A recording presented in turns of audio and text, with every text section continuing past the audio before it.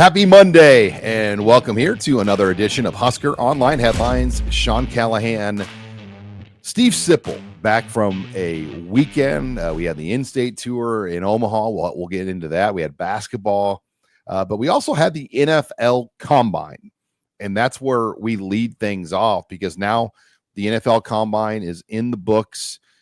We're still a couple of weeks out from Nebraska's Pro Day, which will coincide with the opening week of spring football practice, I believe. But Nebraska had 4 participants in the Combine, 3 tested. Ty Robinson, Thomas Fidone, and Isaiah Neyor were tested. Tommy Hill did not test. But I think it's safe to say, looking at the results from the Combine, all of these former Huskers really helped their cause. Ty Robinson, the number 1 40-yard dash for defensive lineman, a 33.5-inch vertical. You go down the line to Sip. Robinson was ranked in the top 4 of all 7 defensive tackle categories.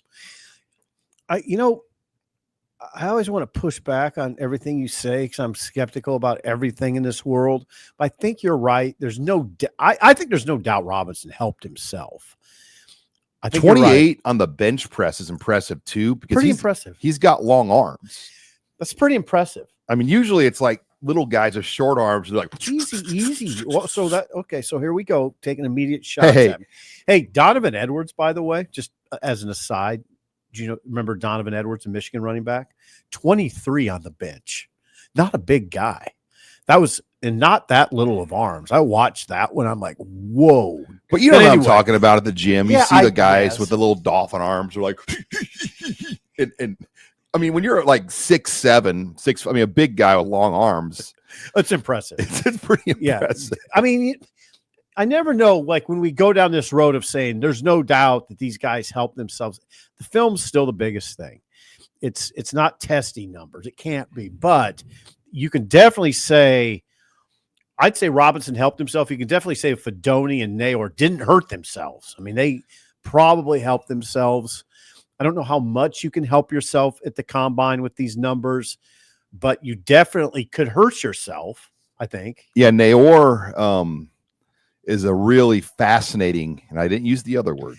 Yeah, you do not use that case study because he went 4.4 in the 40, 38-inch vertical, and 11.1 broad, but he's 6'4", 218. Those are so at his size, there's only been a handful of receivers ever in the Combine history at like 6'4", close to 220 that have tested like that.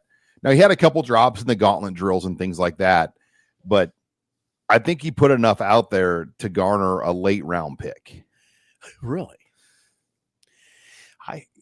I guess. I mean, I can't dispute you. He got invited, which is a good sign, and then he went and showed out. I mean, I give him credit because there is some pressure in that. Okay, so why am I hesitant to give him credit? Why do you think I am? Because he didn't show out at Nebraska. And, he opted out of the bowl game. And there might have been more to the story. Maybe Nebraska told him like, hey, we're going to move forward with the bowl game in kind of a new way. But that was kind of disappointing that he was not a part of the bowl. I mean, it's March 1. It's two or March 3? Or was it March 4? It's too late to do New Year's resolutions. If next year my New Year's resolution will be not to be so skeptical about everything. I don't know why I'm so like Neyor. Where was he during the season? Where was he on those 50-50 balls? He's got the talent. Once teams locked him up with tight man-to-man, he just didn't get off it very well. Why not? That's what I don't know. He's got the physical tools to do But it. when teams sat in zones, he did really well. Well, you played basketball. I hate to invoke your history in sports, but I know this. When I played, if a team played man-to-man, it was a lot harder. It was a lot harder to shake Jerry Godowski. Oh, I got Jerry Godowski on me tonight. It was going to be hard. Now, Fremont was in a zone. Okay, thank you. Thank you for playing zone tonight. Yeah, even like I'm coaching young girls basketball, and we've talked about this. Like you want to teach them man-to-man right away, but there are teams that will implement zone in like second, third, fourth grade, and they're going to win more medals. Why? Because the nature of the trapping and the spots and what I'm saying is man to man's harder. No, but it's better, yeah, in general. But in basketball, you were talking like you don't want to teach like young kids zone. You want them to play man because man's that's the real deal. I mean, yeah, you can play zone at times, but not for your. What I was telling you a few weeks ago on this show is if I'm recruiting receivers, I'm looking for guys that can beat man coverage all the time. Now, you said it's hard to find those on film in high school because a lot of teams don't play really good press man. Is that true? True. Yeah. I mean, Trey Palmer, though, was like a man beater. Yeah. That's the guy. Samori Toure. I mean, those are two guys that could burn Ohio State's defense. I'm looking for guys that can beat man coverage. One, on a lighter note, I mean, lesser note, Jalen Lloyd could do it too. Like if you know, he was manned up and you didn't get a hand on him, he was by you. I mean, yeah. So they've had guys that can do that. Now, Thomas Fidone, too. Yeah, Fidone, you're very interested in. Well, because you're his agent. That's one interested, by the way. Oh, we're at one. Megan needs like a little chalkboard in the corner here. We're at one. You're very intrigued by it. 4.7, 157, which 4.7 was right at the top. I think mid to low 4.6 was the best. No tight end ran in the 4.5s. So Fidone was right with the top echelon times. 35.5-inch vertical, 10.6 broad. You know, the early reports out of the draft, out of the combine, suggest that he could have now played himself into day 2, meaning he could be a third rounder. Mm-hmm. But he's going to get drafted. And I think you've been resolute about that. Well, and again, there's been a lot of people that will have to eat their own personal crow on that. Like there's been a lot of people on the easy. It's still, I mean, you read the comments, even like Nebraska on Huskers.com tweeted kind of a congratulatory tweet or post about Thomas. And you still have people like questioning his decision to go pro. And I'm like, really? Dude's going to get drafted in like the 3rd round. Well, I know Thomas was very proud of what he did in Indy, and he should be. Because look at it. So he measured 6'5", 243. He's a specimen, and he put up numbers. And that's what you wondered. I wondered, okay, he's had 2 major knee surgeries. How would he run the 40? 4.7, not bad. Towards the top of the tight ends. Towards the top of the tight ends. I mean, I looked at his numbers versus Robinson. Like, you know, he ran faster, Robinson. His 10-yard split was faster. I'm thinking good because Robinson's going to be chasing you probably in the NFL. And you want to be able to run from Ty Robinson. Probably both those guys are going to play in the NFL. I'm not as sold on Nayor as you getting drafted, but you would say he got invited to the combine and he showed out. He's probably going to get drafted. Well, then Tommy Hill, we won't know till pro day later in March. March 26th. March 25th. So he was there, did interviews at the combine and was a part of it, but did not test. Injury? Still the foot. I get it. He's going to have to run well on March 25th. Sean, he's going to have to run well. I mean, he's going to have to run a 4.4, right? For low 4.5s, yeah. Low 4.5s. You're corner, though, unless he's a safety, but he's a corner. And he weighed 213 pounds. Pretty big. I mean, that's a thick corner. Yeah. Just a 6'1.5" was his height. So he's pushing 6'1", but 213 is a pretty good sized corner. The biggest takeaway to me is all 3 guys that tested exceptionally well. And it wasn't a given. It was not a given. Those guys went out. Whoever they were training with did a great job of getting them ready. And then there's some pressure. There's scrutiny. And they responded. It's a great showing by those guys. And I mean, you didn't know, Sean. You didn't know. There's no guarantee they were going to do this. They did a super high level. We were with Steve Warren yesterday at his complex, and we'll get in that later. But, you know, both Fidone and Marquis Siegel, who I believe played at Kansas State and Omaha product, they were both guys that worked out with Warren as young kids, and he was really proud of how they showed out at the combine. There's no guarantees here. No. I mean, they were at the top. I mean, of their positions. Top of their positions. Really impressive. And I mean, I've had some people ask, like, do you give Corey Cooper or Nebraska credit? That's always hard to gauge because I think they go off and train on their own to get to this point.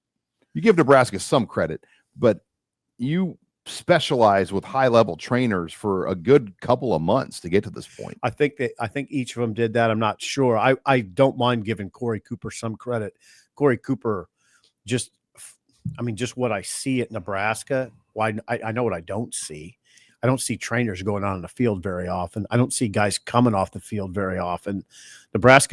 I'd say Cooper has shown that he's about as good as we've seen in that strength coach position in a while. The soft tissue stuff too has been limited. Limited. And, they are strict about, they do urine tests on guys to see their, if they're dehydrated, and they're really strict about that you have to pass the test. Because if you're dehydrated and you go practice, that's how you get hurt. Absolutely. Cooper, Sean, through 2 years, I would say he gets really high marks. I'm not going off the top of my head. The players love him. Players love him, and he has to push him. Sean, he has to be a bad guy he has to be the bad cop, I imagine, a lot of the time, right? So there you go. Before we go to headline number 2, HuskerOnline headlines brought to you by Omaha Steaks. And right now at Omaha Steaks, they've got over 50% off site-wide on a lot of their different boxes and items. It's their semi-annual sale going on right now. But on top of that, we are going to give you another $30 off at Omaha Steaks. Simply have to use the promo code HuskerOnline. So you're already going to get 50% off a lot of these great box items you choose with their semi-annual sale going on. But we're going to take $30 more off that box and use that promo code HuskerOnline at omahasteaks.com. Great time. It's going to warm up here in March. You want to load up that freezer, get some great steaks, burgers. In fact, I put some Omaha Steaks burgers on my flat top this week. Good job. Got it going. Good job. And, turned out great. And, you can't go wrong. They have chicken, pork. But man, lots of great steak selections. Their filet mignons, you name it. Lots of different cuts of ribeyes, and you can mix and match those boxes to meet what you're looking for at omahasteaks.com. Again, that's promo code HuskerOnline to receive $30 more off the listed price you see. Thanks again to Omaha Steaks for sponsoring us here on HuskerOnline headlines. All right, headline number 2. And you were with me yesterday, Mr. Sipple. Millard South stole the show of the 22nd annual HuskerOnline in-state tour. Yes, I've been a part of all 22. Yeah, you put it on. Don't ask how old I am. How old are you, Sean? Are you 40-something? 44. You've rarely divulged that. And I thought you were 42. So you could have said 42, and I would have believed you. The in-state tour is an amazing thing. Describe it to people. Well, we've evolved it over the years. When I was younger, not married, and had more time on my hands, and the job was a little different, I would go to every school. You would travel, and you'd get in your car and go. We would leave Lincoln early in the morning. Greg Peterson and even Nate Klaus, when he worked with us back then, and we would leave very, very early and get to these schools, and we would try to hit 4, sometimes 5 schools in a day. And the purpose is just to identify and see the top in-state talent in Nebraska. So we would spend several days in Omaha, usually a day or 2 in Lincoln, and then we'd get around the state as well. Well, this year we kind of had to, just because of timing and scheduling, we were able to see 13 schools this week. You condensed it. They came to the Warren Academy, yeah, in West Omaha. And so we invited the teams that we knew all had for sure a Division I level guy that's being recruited D1 right now, legit attention. Or guys. Or guys. And you're looking at this picture of Millard South, the defending Class A state champions. Look at that. They have 8 players that are juniors right now that already hold Division I offers. So they had 22 guys there.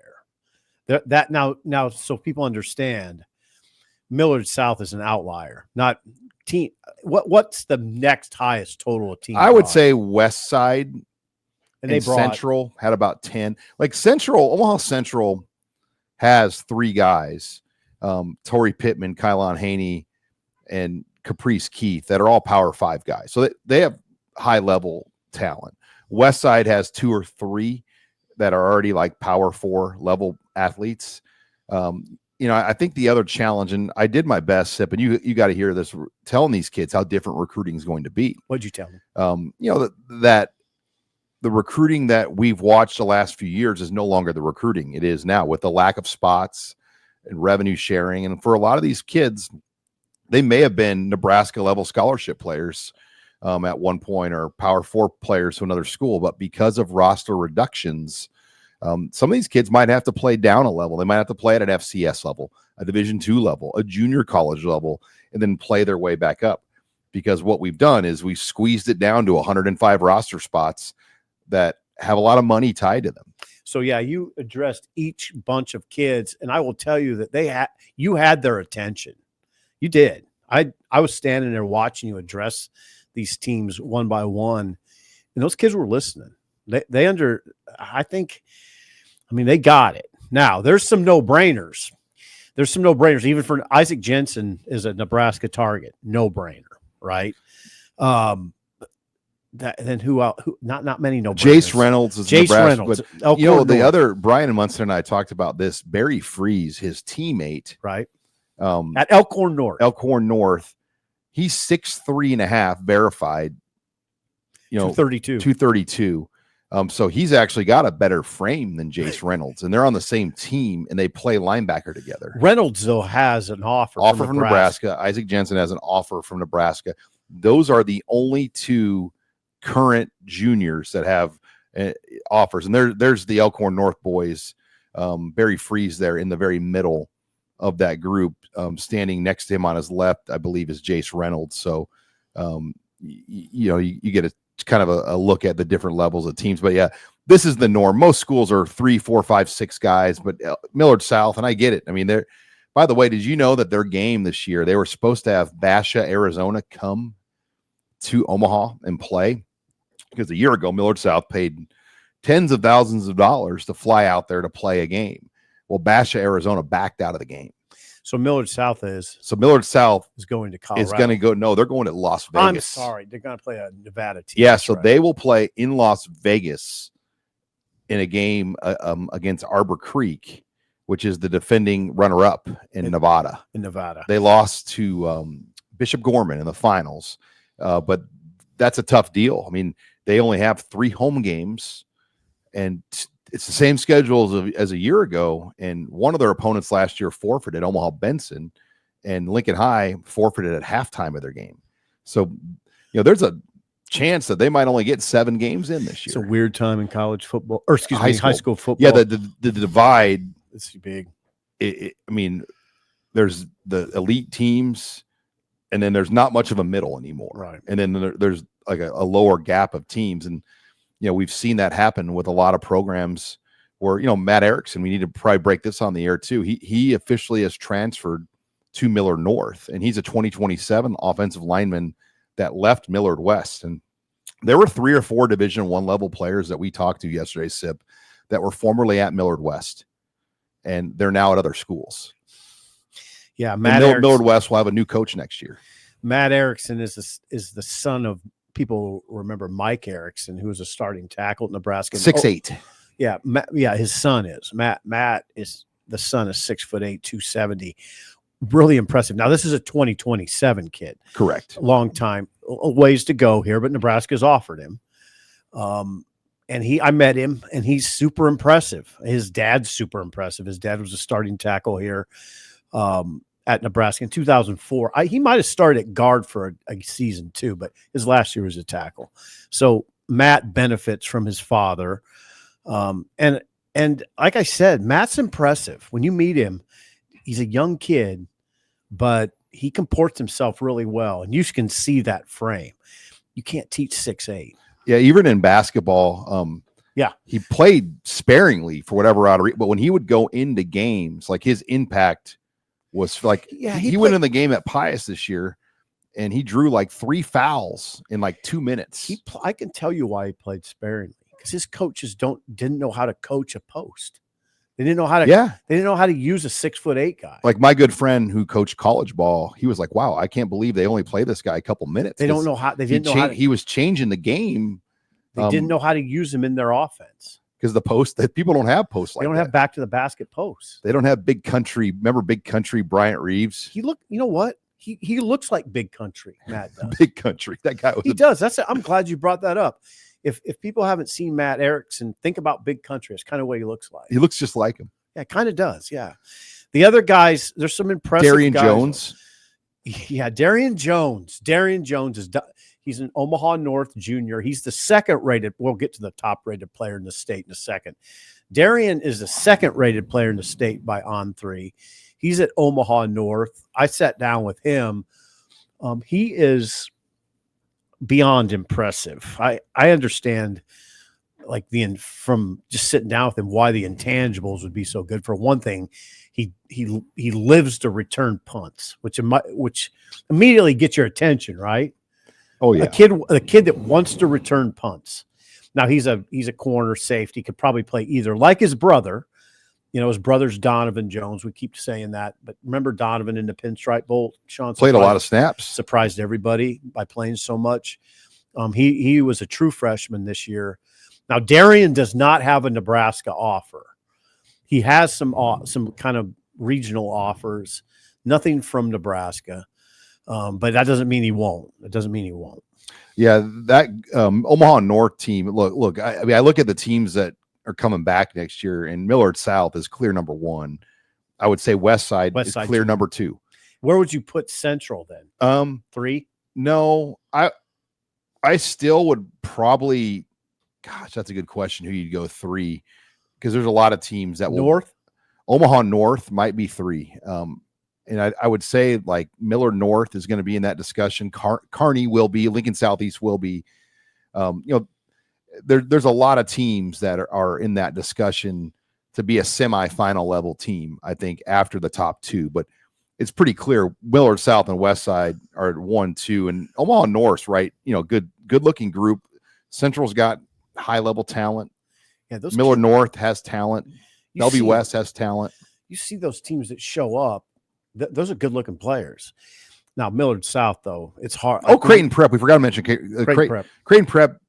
Arguably had the best freshman class in the city of Omaha this year. So they're on the come in their younger grades. They only had a small group of seniors. So Prep in the next couple years could knock on the door of, semifinal level type team. I hope so for Tim. I mean, Tim Young's a great guy and has been around a long time. Millard South, though, just to give people an idea, just to take them into it a little bit, when they show up at an event like this with 22 guys, you look at them and you think they look like a small college team. I mean, they are really impressive. Massive length, and size across the board. Yeah. So it's real. It's real. We didn't mention Jet Tamala. Number 1 player in the state. Number 1 player, holds that distinction. Now, Nebraska's not talking to him because they have their quarterback for 2026, Dayton Raiola. And they're not misleading him, right, and wasting their time. Because if you start in this era of college football now, if you start hosting players, bringing them around, it means you want them. It's a different era now, and there's money tied to these spots. Absolutely. And Jet isn't to the point in his recruitment where he's been talking money with these teams, but the teams like Iowa State has prioritized Jet Tamala as their number 1 quarterback target. Missouri's on him. Michigan, I think Michigan's about to offer. I mean, that tells you the kind of player you're looking at. There's Iowa State's number 1 quarterback priority. The way you have to manage the money now with high school recruiting is almost like the draft. Like you might only have 5 draft picks that you pay well. And then the remainder of your high school recruits are going to be upside players that you like, that are going to be more standard deal players. But then the remainder of your money has to go towards retention and portal. If you're a quarterback and you're the number 1 priority, Jet Tamala has put himself in a position, if a team uses that approach, to be one of those 4 or 5 key draft pick players for a team. Yeah, and Taylor Mendenhall is his first year Millard South coach. And now he was his quarterback's coach, though. And he says the separator with Tamala is the way the ball comes off his hands. It's hard to explain. You've seen it, though. Various people that have come through Nebraska, like Harrison Beck, you can just see the way he never turned out here, but you could see the way the ball came off his hands.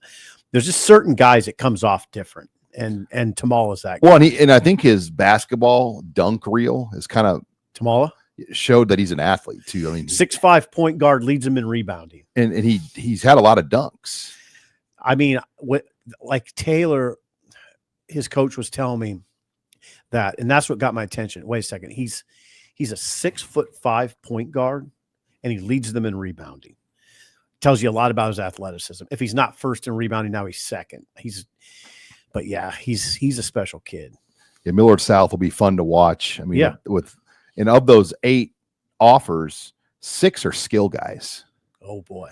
I mean, they have Landon Von Segrin and Solomon, who are Segrin's a Illinois commit, offensive lineman, and then a kid named Solomon who has like Northern Illinois. Northern Illinois has been very aggressive. Like they have made a lot of like first offers in this metro area. They recognize the opportunity here. With Dan Jackson at South Dakota State, you got Wyoming, Aaron Bull, Craig Bull's son, kind of leads their efforts here. And then obviously you have Northern Illinois. I mean, I think those are the lower tier teams that will really recruit Nebraska hard, along with North Dakota State and South Dakota. And you'll see Kansas State, Iowa, Nebraska, Kansas be the main power force in this area. It's a good play by Northern Illinois because it's close. I mean, it's not a tough drive. I think it's 7 hours. Well, it's basically by Chicago. Okay. So I mean, it's in that Chicagoland area. I mean, it's not like you're way. I mean, so yeah, it's 7-8 hours. You don't have to go into Chicago. No, it's on the outs. It's a Chicagoland area. So DeKalb. It's DeKalb. That's what it is. Okay. All right, let's take it before we go to headline number 3. Husker Online headlines brought to you by Public Rec.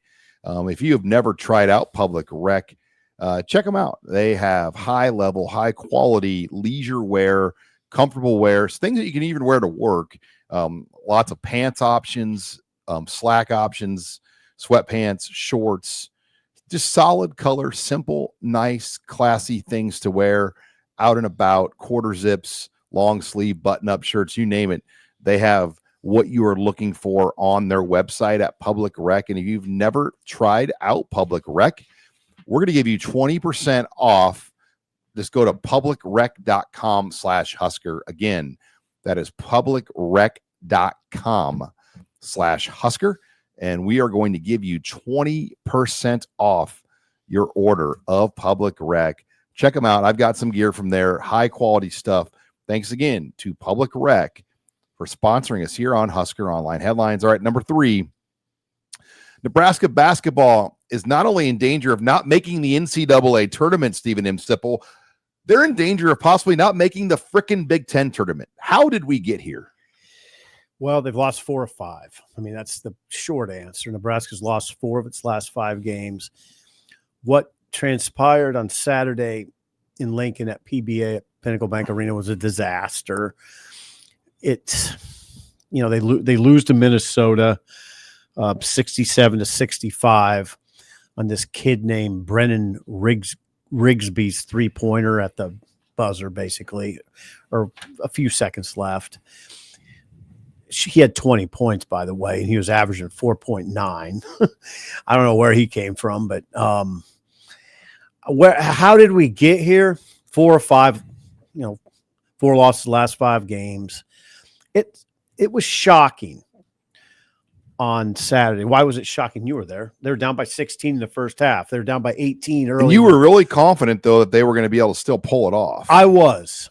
Even when they were down, I think I was texting you, even when Nebraska was down 19, I said, just wait, Minnesota will cool off and Nebraska will make a big charge. And they did. I thought they'd get over the hump. And they did for a second.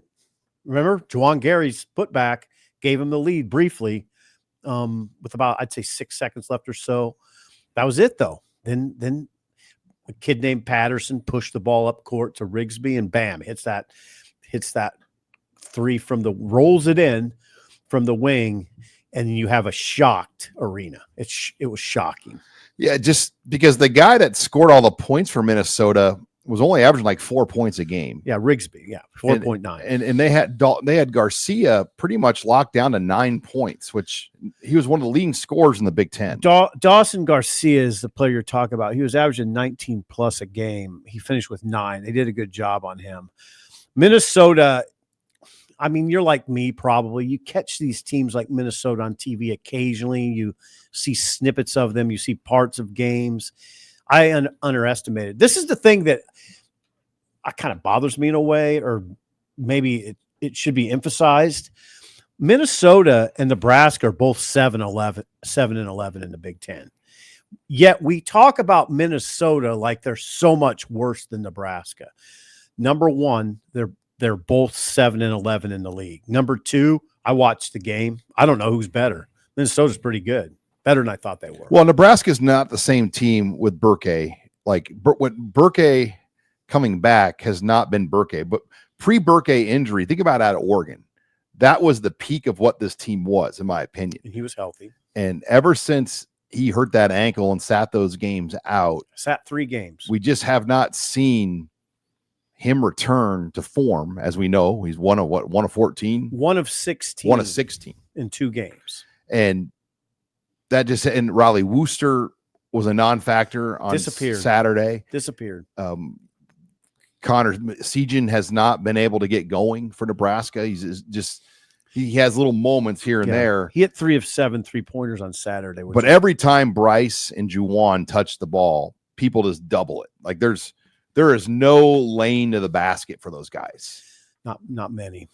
These teams like Michigan and Minnesota, I was really impressed with Minnesota's defense and Michigan's defense. Obviously, Michigan held Nebraska to 46 points.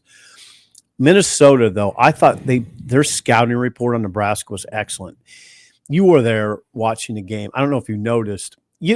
I get the benefit of watching on TV, which is much better, Sean. I mean, you just see so much more. And Minnesota's defense had an answer for just about everything Nebraska was doing offensively. I give Minnesota's coach Ben Johnson, a lot of credit. He had his team really well prepared. Yeah, they are fighting to make the Big Ten tournament. Minnesota. And they might be an NIT team. I mean, and that's where Nebraska might be now. I mean, they have an opportunity at Ohio State on Tuesday, and then they have Iowa on Sunday. So they're still kind of listed as a team in the tournament. Absolutely. But Nebraska's got to, they got to do something here. They can't lose these next 2 games. No, I think Nebraska's probably in a position where you got to win your last 2 regular season games and win a couple in the tournament. They're capable. Or at least one. Yeah. Get to 20. If you get to 20 wins, that's hard to leave out. Yeah. They're capable of that too. Indiana too, all of a sudden has played itself up. They have. And like Indiana is going to start showing up on some brackets. Like they're in. They're almost in. Like they want Indiana in. Yeah. So Nebraska's interesting. I know there's a lot of people that are kind of writing them off. I'd be careful with that. They play Tuesday night at Ohio State in a very winnable game. It wouldn't surprise me at all. The season's been so volatile and weird, and this team is such an odd team, Nebraska. I wouldn't put it past them to go to Ohio State and win. Just when you write them off, they'll go beat Ohio State, and you'll be thoroughly confused. Which is frustrating. It is. I mean, kind of. I just keep an open mind because they can beat Ohio State. Then here's the thing. I say they should beat Iowa. That's what we were saying about Minnesota. I feel kind of stupid because I told Robin, they'll beat Minnesota easily. Stupid. And that was one of the best crowds we've seen at PBA in years. Almost 16,000. It's so much support. Like 15-9, and I hate because there's nothing else to do. People want to be there. Like they support this universe. Like I'm in the. You and Jim Rose are both like, well, there's nothing else to do. I'm in the nut. There's nothing else to do. Come on.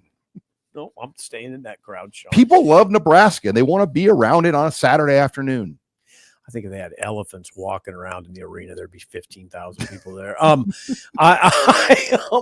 They had a baby crawling contest at halftime. Anyway, the crowd, Minnesota took them out of it. Minnesota went up by 16 in the first half. The crowd was quiet. Mia didn't help. I mean, he got fouled. 1 of 6 on free throws. 1 of 6 early. That didn't help. And then he made his 6th one. And what do you think happened? You got the sarcastic, oh, like everybody, like, I mean, how deflating would that be? Really deflating. If you make your 6th and you get this jackass, like cheer across the whole arena. And you knew it was coming, by the way. I told my wife, I go, watch, if he makes this one, it will be the most sarcastic applause ever. And that's exactly what it was. It was sarcastic. But anyway, Minnesota comes in, and so Nebraska 17-12, is that right? 17-12 and 7-11. And yeah, they got work. They got work to do. I mean, feel bad for Robin. Because I know he wanted it. Fine. Well, he wanted another tournament. Well, they still got a chance. They got a chance. All right. Before we go to headline 4, Husker Online headlines brought to you by Green Chef. You've heard me talk a lot about HelloFresh. Well, Green Chef is one of their sister companies, and they do it the same way as HelloFresh in a lot of respects. They help you provide healthier options, greener options, organic foods, high quality food options, and you can curb the diet to what you want. And again, they send you the ingredients, all fresh produce, organic, the meats, everything sent right to your house in a box. And you tell them, hey, I want to cook twice a week for 2 people. I want to cook 3 times a week for 4 people. You tell them what you want to do, and then they find the option that fits you. And you might have 40 or 50 choices to pick from, and you decide these are the meals I want. And they've got some other great shakes and protein options and smoothies as well. So, really, really impressed with Green Chef. I've loved HelloFresh. Green Chef is, their sister company as well. And we've got a great deal with Husker Online. We're going to give you over 50% off plus free salads for 2 months. Thrive all year with clean, easy meals from Green Chef.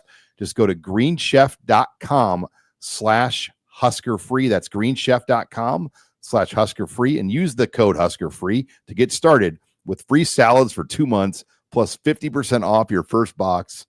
Are they trying to tell me a message? I got kicked off of HelloFresh, and now I'm doing the green one for salads. I'm doing salad ads here. They give me a hint. I wasn't taking it that way. I'm just Maybe kidding. You should take it Green that way. Chef. They said, hey, we got to put this guy on the Green Chef ads now. Throw more salads Throw in there, some big more boy. salad in there. Yeah. But let's take it to headline number 4. NCAA puts in a new rule to penalize teams for faking injuries, and this is a good rule. I think it's not put in yet. It's in motion. Yeah, it still has to go through the rules committee. But if it gets to this point, it usually is a good sign. Mm-hmm. And so what will happen now is in the momentum of a hurry-up offense drive, if a player goes down with injury to slow down the momentum, you will be charged a timeout as the team with the injured player. And if you're out of timeouts, you'll be penalized 5 yards. So I read Andy Staples' column on this, and one thing he points out on 3, by the way, is it kind of is a tough call for refs because you got to judge players on the fly. Are they really hurt? Now, what you see, Sean, is film, and it's really sad to watch some of it, like how players line up and then just go down. They just go down with injury. So yeah, and sometimes there's film of Lane Kiffin. It was obviously during the COVID season because he had a mask on, and he took down his mask and was telling the guy, go down. Something on your phone there?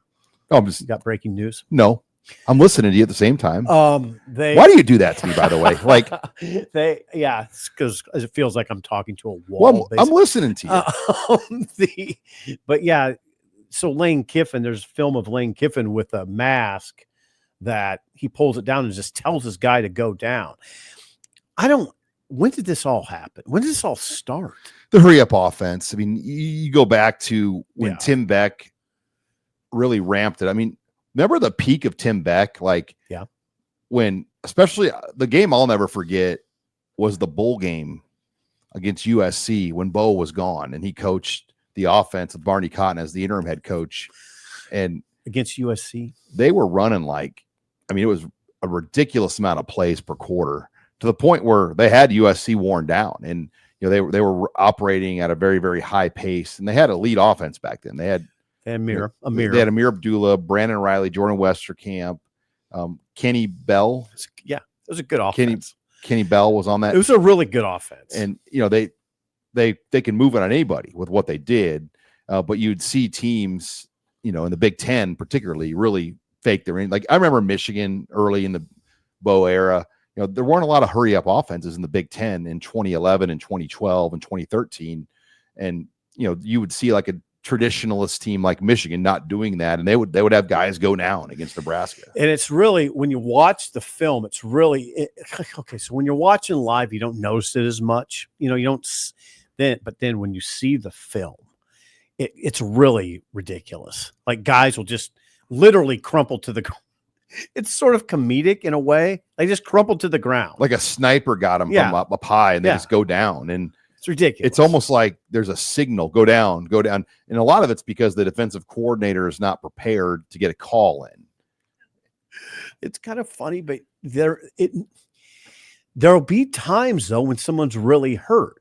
And then it's dicey for the ref. The one I remember too with Beck that was really bad was when they played Georgia in that Capital One Bowl, and Georgia really didn't probably want to be there because they had just gotten beat to go to the national title. So they went from being like a playoff level team back in our era, to having to play Nebraska and Orlando, and they were out of shape.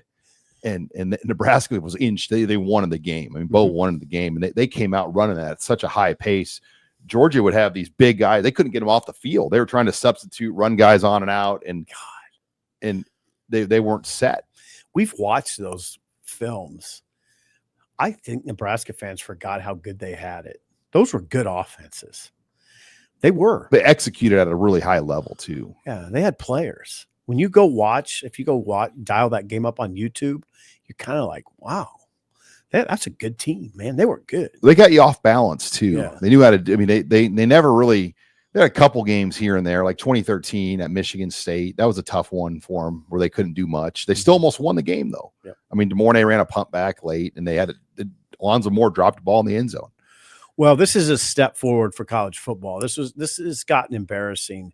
Something needed to happen. And you're right. When it gets this far, usually so I think this will be in place for 2020. Bielema's accused of being a guy had a lot of guys fall down. I mean, that's what I think Shane Beamer was kind of mad about that. He was. I like Kiffin, but that's a bad look for Kiffin to just tell his guy, go down, go down. Come on, man. What are we doing? Now, there might be people watching going, come on, Sip, that's gamesmanship. To me, in basketball, it's the same thing when guys take charges. Like when you see like massive, big 6'10" guys, fly down like a train hit them. Like, it's like, I could go at you as hard as I possibly could, and my force would not make you fall like that. But all of a sudden, this little point guard, like Sam Hoiberg size, comes in, and you fly back like a freight train hits you. Flop. Yeah, flopping. This is kind of like flopping. It's worse. It's actually worse than flopping. It is. But it's changed, so that's good. Yeah, will the penalty or the loss of timeout, I mean, will that matter? I mean, that will be something to watch. One would think, because coaches hang on to those timeouts like they're gold. But if you're out of timeouts and you take the 5-yard penalty and they just get a first down, is that a good thing? Like, hey, they might have we're not set, take the penalty. Maybe a 10-yard penalty might be a better idea. Because 5 won't. I mean, some coaches might take the 5 just to get set. Yeah, I'm surprised. That'd be an adjustment I would consider, is making it a 10-yard. It's a delay a game penalty right now, and so we'll see how that rule goes into effect. Now for Nebraska, they don't run really the no huddle that much. They do sometimes, but not a lot. Okay, now I got to ask you this: I haven't seen Nebraska defenders doing this very often. Did you see it at Nebraska? I've never seen. I can't recall. I don't think I've seen it. Like Nebraska, I hate to play that card because it sounds kind of haughty, but I don't remember this being an issue for Nebraska, like their guys intentionally going down. I think we would have noticed it. It's like baseball teams in college whose guys lean into pitches to get on base. That's more ballsy, though. I've always been So actually, I've always kind of admired that guy. Well, but that you now can lean the guys into a wear pitch. armor though. Still, They used to get like still. Greg Sharp, Come on, you rest in played peace, but baseball. Greg on the radio calls would call it out. He'd be like, "This is ridiculous. He's wearing full body armor. He's leaning into pitches and bending the glove." I mean, you see it a lot in the college games because it is a big deal in college to get Sure. a base runner on. Absolutely. But I still say, even with body armor, you're taking one there. That does not feel 95 good. miles an hour. Yeah, it does not feel good. All right, let's get to headline 5. Thanks again for joining us on HuskerOnline Headlines, Odds and Ends. We'll hear more from coaches on Tuesday. Mike Eckler, Terry Braden, Addison Williams. We'll hear from all 3 of the brand new assistant coach hires. Still no official word, by the way, on Pat Stewart as far as like Nebraska announcing it. Matt Rule announced it on Pat McAfee's show, though. So, I mean, I think it's obviously a done deal, but when will we hear from Pat Stewart? Will we hear from Pat Stewart? Pat Stewart, the new general manager for Nebraska. The thing you're watching there is how much will he get paid? How much is that? Is that $1 million job? Well, put it this way. Million The annually. 2 people that kind of oversaw the personnel department, Sean Patton and Vince Ginta, previously, their combined salaries were around $500,000.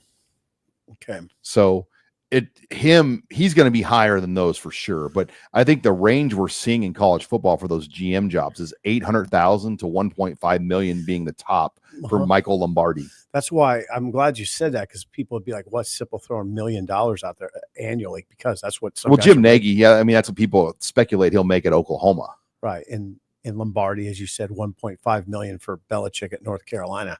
That's what I'm wondering. Is that what they're doing with this guy? His responsibilities are such he's going to make a lot of money. Here's my just theory on these GM positions. I mean, I think the agents have really driven this home. Like these are a lot of. I mean, think the agent world. You're trying to create new money, new positions. Well, all of a sudden, we've just seen a flurry of these high dollar GM jobs. So I do think new wave stuff. Agents have done a probably pretty good job of kind of pushing this. And it's been a domino effect where everyone's kind of copied one another. Some people are doing it. I read Ari Wasserman's piece on 3. It's still sort of hard to explain. Like Ari said, it's sort of evolving the conversation of what exactly the position is. Like it's not easily, and I don't think it's the same everywhere. You know, those positions will change a little bit depending on where the guy's at and who the head coach is and what the setup is like.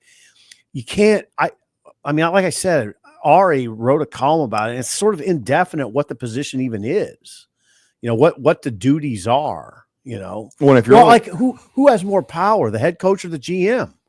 You know, that's what people are going to start asking, you know, who has more power over the roster? Is it the GM or the head coach?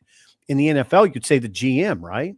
That's why it's confusing to people. Well, I think Rule operated at times, especially this offseason, in a GM role. I think he GM / head coach, heavily involved in a lot of the personnel. So once there's a GM in place, who's got final? Okay, the question Ari raised is who has final say? If you're scouting a player, if you're scouting Jet Tamala, who has final say on that? Is it the GM or the head coach? I'd still say at Nebraska, the head coach. I would too. And I would say like at North Carolina, Bill Belichick. I mean, I think every place is going to be different, but yeah, you're seeing. I think the GM's job too will be to manage that rev share dollar money, and you know, that's a lot of it, and also find out what they have with the collectives. Right. So that what they do, I think what a GM would do. I don't think I'm speaking out of turn. Is they're determining needs and value. Right. Right now on this roster, there's certain needs, and the money's going to reflect that what we're paying. Like there's probably a board somewhere over there at that Nebraska lists every position and like the dollar amounts for every player in every position room. And you have to figure out what is the dollar amount you're willing to spend for each position room. Yep. What a sheet that would be to have. I'd love to see it. That would be interesting. A lot of people would. Yeah. Yeah. And then like how much will Nebraska give towards football with that rev share dollar? Around 15 is kind of the number you hear. Now, Georgia's, though, is in the 13s. I wrote this today in the weekly rundown.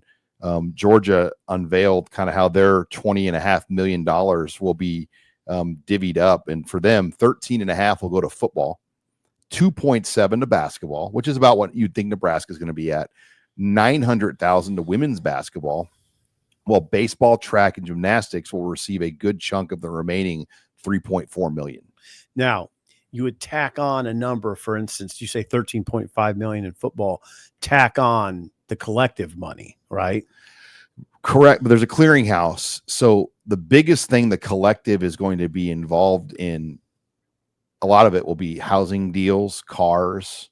There'll be a piece to that, but anything you do with the collective over $600 has to be approved from a clearinghouse. But you just wonder what that process will be like if there's thousands of deals that come into this clearinghouse. How do they do them all? So that's not cash. That's just not straight cash in some cases. No, it'd be run through the collective. I know, but can it just be a cash? Even through the collective, can the player just receive cash? It doesn't have to be a housing deal. They could, yeah, but then that would have to be approved. Right. But I always come up with, like, if a car dealership or a company wants to pay somebody, yeah, we're going to sign you to $100,000 endorsement deal, $500,000. Absolutely. Like, what stops them? I don't know. What would stop it? Exactly. So that will be, I think this clearinghouse will be something to watch. All right, moving on. I want to mention this. Big Ten indoor track and field meets were this weekend in Indianapolis, and we saw Nebraska's men's and women's both finish in the top 5. Okay. But notable, Deja DeFran, the daughter of Donald DeFran, Lincoln High native, captured the 60 and the 200 meter crowns. And you think about this, Lincoln High on one track team could have 2 NCAA champions. Darius Luff, Nebraska's hurdler, won the hurdle champions last year at the NCAA meet. Who's he competing for? Nebraska? Darius Luff. He was a Husker. And then but DeFran competes for USC. And DeFran is at USC. Now, she left Florida State, where she went last year. And I've watched her run in high school meets, and she was incredible. And for whatever odd reason, the previous staff at Nebraska didn't recruit. And Donald told me that, her dad, that they didn't really recruit her very hard. And I don't know why that is, because I think they would have had a pretty good chance to keep a Lincoln High girl home. But now she's at USC, where the Olympics are going to be in a few years. Is she like a Merlene Oddie level talent? Is that what we're talking about? 100 meter dash is a female. Just guess what her time is. I don't know how to do that. Go ahead. 10.88. Yeah, she's Merlene Oddie level last. She's the fastest female ever out of Nebraska, and her father, Donald DeFran, was a Florida State champion in the 100. Played for Nebraska. Yeah, lives in Lincoln still. DeFran, does he play corner? He was a corner for back in the day for Callahan and Bo. Yeah, in that era. Yeah. Did he ever was he starter? He played a little bit. I mean, he's a JUCO guy. Mm-hmm. But yeah, his daughter, I mean, could be an Olympic level sprinter. She's ranked number 2 going into the NCAA meet in the 60. She went to USC probably for the purpose of training, staying out there and training for the Olympics. Right. I mean, where she's going to be, I mean, the Coliseum is going to be where the track is, where we were at. And so she'll be right there. So yes. What a story, Sean. Lincoln High grad. That's amazing. Could be an Olympian high level champion. Yeah. And her dad played football in Nebraska. I said, this is about as big of a miss as Gale Sayers. I saw that in your column. It made me cringe. This is a Gale Sayers level miss by Nebraska. Oof. Lincoln High, though, what it reminds me of is back from the Omaha South days when you had Jim Hartug and Phil Cahoy, 2 Olympians from the same high school, where you have Darius Luff and Deja DeFran, both from Lincoln High, kind of an inner city school like Omaha South was. Yep. That you wouldn't expect, to produce, but they have 2 high levels, and got to give props to a Lincoln High grad. Kevin Kugler is probably pretty proud too. A lot of Lincoln High people are really proud right now. She was incredible to watch run in high school, like especially in the relay. If she got the baton down, mm-hmm. I mean, you would just see her zip by everybody at the end. Is that right? And then finally, we think baseball returns home this week because the Huskers will play UNO in Omaha. You still call them UNO, huh? Omaha. Sorry, Trev. Supposed to play tomorrow in Omaha at 5. And they're talking about 56-mile-an-hour winds tomorrow. And then a blizzard tomorrow night. Really? Yeah, it's with 2 to 4 inches of snow coming in. So you got to think that these Tuesday, Wednesday games, unless they can do some creative, like today's a day off, Monday. They can't do anything today. So is there a way to play UNO or Omaha a little bit earlier? I'm going to call it UNO, by the way. That's what I want to call it. Okay. You could call them can you still call them Nebraska Omaha? I mean, I call Kearney UNK. They call themselves Omaha. Horrible weather. Nebraska will start its Big Ten slate this weekend against Washington at Haymarket. And I think Washington is down. I mean, they were picked towards the bottom in Big Ten polls, but this weekend, Friday's high is 40 with a chance of snow. And then Saturday is a high of 48 and Sunday is a high of 56. Okay. Well, Sunday will be nice. Yeah.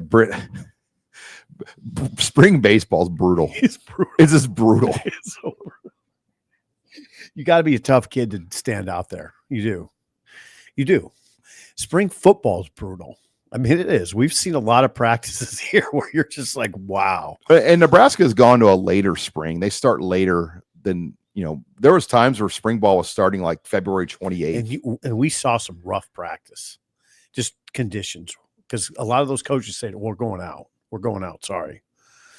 And you'd see the kids and they'd be like, not easy. I remember Frost was mad about, I think it was the Minnesota game, how they reacted. So they went outside on like just a brutal day. And Travis Fisher, like he is a Florida guy. Mm-hmm. And I mean, it was brutally cold outside. And Fisher comes inside. He just looks miserable. He goes, he screams the F word. Is that right? Because he was just so cold. So cold. Those guys are tough, Sean. It's a tough racket. All right. Well, good show. We're back Wednesday. It was fun. And we'll have a lot to talk about Wednesday. Oh, yeah, because the coaches will be available tomorrow. Oh, an interested final count today by Steve Sipple is only 1, by the way. Look at the screen. Oh, hold on. I had something else on my screen. 1. What about Sean? Did you said 1 too, didn't you? I'm not a part of this game. I love, by the way, your picture, like the Journal Star glamour shot that they took of you. I mean, they brought in like this 1994 mall photographer. I want to say that's 15 or 9 to 10 years ago. It's like your old MySpace profile picture. I never had MySpace, Sean. Interested. I'm very proud of that. The next thing we got to do, though, we got to move on from interested to Sean. I kept myself saying Sean way too much. Sean. Well, Megan will start that up too. Like people in the comments will be like, there's only one more person in there. But I've noticed I do it to you on the phone too. Sean. Okay. All right. Well, we are back Wednesday. Signing off here for Husker Online Headlines. For Steve Sipple, I'm Sean Callahan.